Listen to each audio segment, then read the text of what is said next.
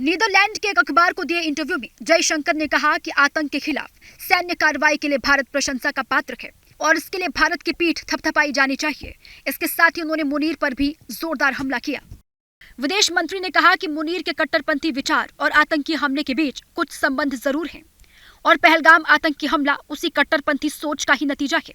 उन्होंने कहा कि पाकिस्तान का आर्मी चीफ पूरी तरह से कट्टर धार्मिक विचार रखता है। विदेश मंत्री ने कहा कि पाकिस्तान में कहां-कहां आतंक की ट्रेनिंग होती है उसकी जानकारी मुनीर को भी है। एस जयशंकर ने यह भी कहा कि सीज फायर की वजह से दोनों देश एक दूसरे के खिलाफ सैन्य कार्रवाई नहीं कर रहे, लेकिन अगर पाकिस्तान से आतंकी हमले जारी रहे तो इसका खामियाजा उसे भुगतना होगा। नीदरलैंड के एक अखबार को दिए इंटरव्यू में जयशंकर ने कहा कि आतंक के खिलाफ सैन्य कार्रवाई के लिए भारत प्रशंसा का पात्र है और इसके लिए भारत की पीठ थपथपाई जानी चाहिए। इसके साथ ही उन्होंने मुनीर पर भी जोरदार हमला किया। विदेश मंत्री ने कहा कि मुनीर के कट्टरपंथी विचार और आतंकी हमले के बीच कुछ संबंध जरूर हैं और पहलगाम आतंकी हमला उसी कट्टरपंथी सोच का ही नतीजा है। उन्होंने कहा कि पाकिस्तान का आर्मी चीफ पूरी तरह से कट्टर धार्मिक विचार रखता है। विदेश मंत्री ने कहा कि पाकिस्तान में कहां-कहां आतंक की ट्रेनिंग होती है उसकी जानकारी मुनीर को भी है।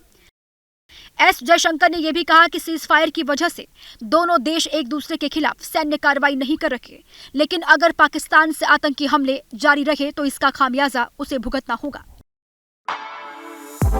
For exclusive and insightful videos, subscribe to our new channel ABP Live Premium.